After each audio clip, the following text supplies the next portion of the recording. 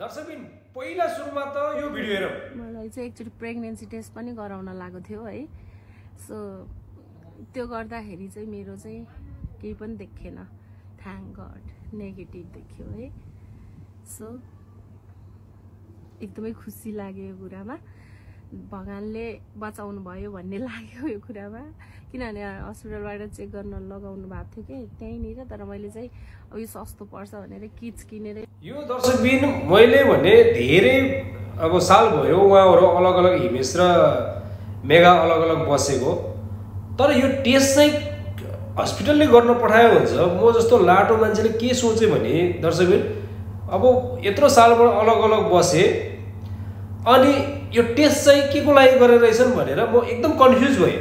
दर्शकको कमेन्ट देख्दाखेरि, यो भिडियोमा गएर दर्शकको कमेन्ट देख्दाखेरि यिनीहरूले भनेको यति झगडा गर्दा गर्दा अलग अलग बसेको पनि यत्रो 3-4 साल भयो, तर त्यो नाम त नलिउँ, त्यो भनेको त अब बुझिहाल्नु भएको छ। त्यो गर्नु त फेरि हिमेश जाँदो रहेछ नि त खुसु खुसु, नभने कसरी यो टेस्ट गर्न गयो भनेर भनेको छ। नत्र भने मेगाले जब भिडियो बनाउँछौ भने पर्सेस त खुलाउनु पर्छ, टेस्ट गरेको मात्रै किट देखाएर मात्रै हुँदैन।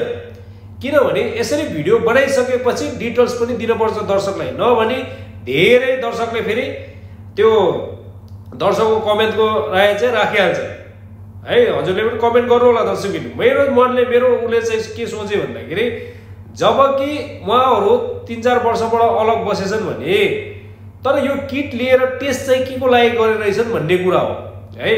नत्र भने यो सब यो जति पनि बुढालाई थुक्ने जति पनि हैन हिमेशको बारेमा जति पनि बोलेछन् नि, कि यो दुइटैले नाटक गरेर भिडियो बनाएको हुनुपर्छ त्यही युट्युब भ्युजको लागि, नत्र भने यो चिज सब नाटक गरेको हो भन्ने जानिन्छ। यो भिडियोमा कि त सबै पर्छ त खुलाउनु पर्यो, यो हिमेशकै हो, हिमेशसँगै बस्दाखेरि हो भन्नु पर्यो, या त नभने यो यतिखेरको भिडियो भनेर पर्छ खुलाउनु पर्यो। अहिले सामाजिक सञ्जालमा भनेको धेरै कमेन्ट चाहिँ यो भिडियोमा के आछ भने, बिताउँदो रहेछ जब अलग अलग बसेर जब झगडा गरेछ भने पनि डिभोर्ससम्म पुगेको केसलाई पनि फेरि पनि त्यो चिज हैन बिताउन चाहिँ जाने रहेछ। नभने मेगाले यो टेस्ट किन गर्थ्यो भने धेरैको दर्शकको चासो र गुनासो लिएर मात्र आएको भए चाहिँ दर्शक कमेन्ट गर्नु होला। किनभने मेरो मनले चाहिँ त्यो सोच्यो, किन के भिडियो बनाउँदै नबनाऊ, भ्लग बनाउँदै नबनाऊ। यो मान्छेले मैले एउटा कुरा नबुझेको चाहिँ, जब मान्छेले भ्लग बनाउँछ भने नि होइन यो सबै चिज बताउन जरुरी छ भन्दा पनि त्यसको डिटेल्स पनि दिन जरुरी छ के है। ल मैले प्रेग्नेन्ट किटले यो टेस्ट गर्ने किट लिएर आएँ, यो नेगेटिभ देखियो, थ्याङ्क गड भनिएको छ, त्यो भन्दाखेरि कसको हो, यो यसको हो र धन्न अब आफ्नै पोइको हो, धन्न भएन भन्ने हो। नत्र भने त्यो किन डराउनु, कि त त्यस्तो आजभोलि दुनियाँ साधन छ, नबनाउनै छ भने बच्चा नबनाउनै छ भने दुनियाँ साधन छ, त्यो प्रक्रियामा जान सकिन्थ्यो। किटै ल्याएर टेस्ट गर्ने हिसाबले अब भएन भने थ्याङ्क गड भन्न पर्ने। यो कस्तो के आएको के आइलाग्यो हो फेरि यिनीहरूलाई, कि त यो पनि फेरि नाटकै किट ल्याएर शर्मिला वाइवाले उसको त्यो के भन्छ ऋतु बस्नेतको जस्तो फेरि त्यो म्याकुरीसँग डुप्लिकेट किट देखाइदिएर पोजिटिभ देखाइदिएर त्यस्तोको हो कि यो पनि फेरि एउटा भलोको लागि नाटकै गर्न किटै किने हो कि त्यो हो भने कति जानेको नाटक गर्न यिनीहरूले। मेरो भनाइ चाहिँ नाटक गर्न त्यो सम्बन्धको नाटक पनि कति जानेको। अब हार्पिक नाटक त निक्लिहाल्यो, बुढाबुढी काट्न मजा भनेको यो निक्लिहाल्यो। अब फेरि यो टेस्ट किटको पनि फेरि यो नाटक हो। त्यसो भए कि त पुरै खुलाउनु पर्यो, कि कसो दर्शक पनि कि त पुरै खुलाउनु पर्यो। नत्र भने यो चिज दर्शकलाई दर्शकलाई चुतिया नबनाऊ। नेताहरूले त चुतिया बनाए, नेताहरूले त यत्रो सालबाट चुतिया बनाए, तर एउटा भ्लगरहरूले पनि यार पब्लिकलाई यसरी चुतिया बनाउने यो भएन। यो चुतिया बनाउने होइन, के छ भने सिधा बताऊ। नत्र भने यो चुतिया बनाएर भ्युजको लागि चुतिया बनाएर यो दुनियाँ नाटक चाहिँ नगरौ। तिमीले र मेगाले मात्र धेरै मान्छेले यस्तो नाटक गरेछौ भने त्यो नाटक बन्द गर। पब्लिकलाई नेताहरूले चुतिया बनायो भने यो भ्लगर युट्युबरले पनि चुतिया नबनाऊ। मैले सिधा भनेको, म चाहिँ सिधा भन्ने सोचेको। यो चिज सबै नाटक चाहिँ छोड्दै आएर यो चिज ठिक होइन। दर्शकबिन पहिला सुरुमा त यो भिडियो हेरौँ।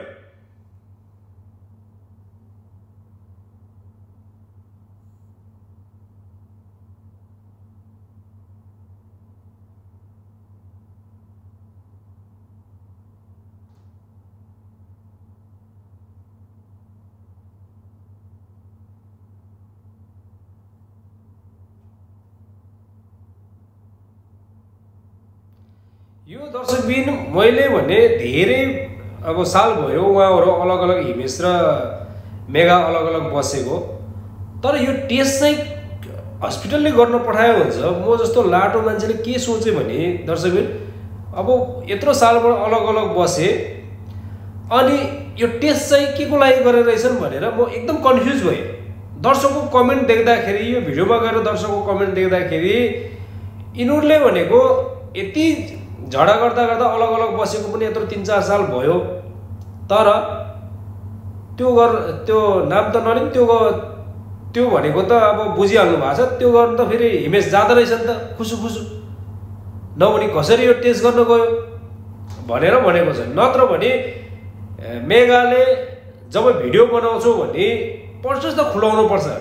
टेस्ट गरेको मात्रै किट देखाएर मात्रै हुँदैन, किनभने यसरी भिडियो बनाइसकेपछि डिटेल्स पनि दिनुपर्छ दर्शकलाई। नभने धेरै दर्शकले फेरि त्यो दर्शकको कमेन्टको राय चाहिँ राखिहाल्छ है। हजुरले पनि कमेन्ट गर्नु होला दर्शकबिन। मेरो मनले उसले चाहिँ के सोचे भन्दाखेरि, जब कि उहाँहरू 3-4 वर्षबाट अलग बसेछन् भने तर यो किट लिएर टेस्ट चाहिँ के को लागि गरेर रहेछन् भन्ने कुरा हो है।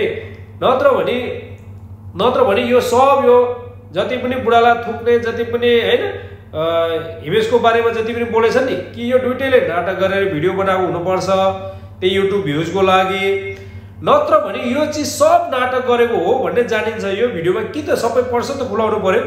यो हिमेशकै हो, हिमेश सँगै बस्दाखेरि हो भन्न पर्यो, या त नभने यो यतिखेरको भिडियो भनेर पर्सन खुलाउनु पर्यो।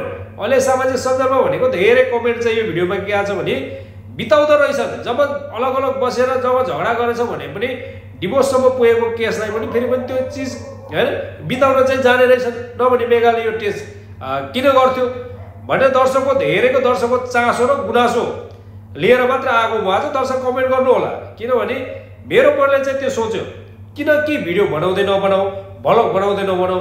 यो मान्छेले मैले एउटा कुरा नबुझेको चाहिँ, जब मान्छेले भ्लग बनाउँछ भने नि होइन यो सबै चिज बताउन जरुरी छ भन्दा पनि त्यसको डिटेल्स पनि दिन जरुरी छ के है।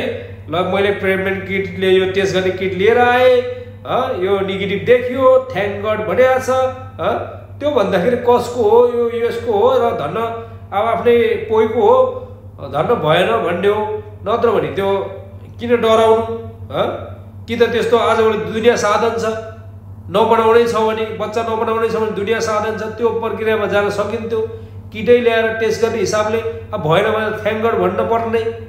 यो कस्तो के आएको के आइलाग्यो हो फेरि यिनीहरूलाई, कि त यो पनि फेरि नाटकै किट ल्याएर शर्मिला वाइवाले उसको त्यो के भन्छ ऋतु बस्नेतको जस्तो फेरि त्यो म्याकुरीसँग डुप्लिकेट किट देखाइदिएर पोजिटिभ देखाइदिएर त्यस्तोको हो कि यो पनि फेरि एउटा भलको लागि नाटकै गर्न किटै किन्या हो कि त्यो हो भने कति जानेको नाटक गर्न यिनीहरूले। मेरो भनाइ चाहिँ नाटक गर्न त्यो सम्बन्धको नाटक पनि कति जानेको हुन्। अब हार्पिक नाटक त निक्लिहाल्यो, बुढाबुढी काट्न मच्चा भनेको यो निक्लिहाल्यो। अब फेरि यो टेस्ट किटको पनि फेरि यो नाटक हो। त्यसो भए कि त पुरै खुलाउनु पर्यो कि कसो दर्शक कि त पुरै खुलाउनु पर्यो। नत्र भने यो चिज दर्शकलाई दर्शकलाई चुतिया नबनाऊ। नेताहरूले त चुतिया बनाए, नेताहरूले त यत्रो सालबाट चुतिया बनाए, तर एउटा भ्लगरहरूले पनि यार पब्लिकलाई यसरी चुतिया बनाउने यो भएन। यो चुतिया बनाउने होइन, के छ भने सिधा बताऊ। नत्र भने यो चुतिया बनाएर भ्युजको लागि चुतिया बनाएर यो दुनियाँ नाटक चाहिँ नगरौ। तिमीले र मेगाले मात्र धेरै मान्छेले यस्तो नाटक गरेछौ भने त्यो नाटक बन्द गर। पब्लिकलाई नेताहरूले चुतिया बनायो भने यो भ्लगर युट्युबरले पनि चुतिया नबनाऊ। मैले सिधा भनेको, म चाहिँ सिधा भन्ने सोचेको। यो चिज सबै नाटक चाहिँ छोड्दै आएर यो चिज ठिक होइन।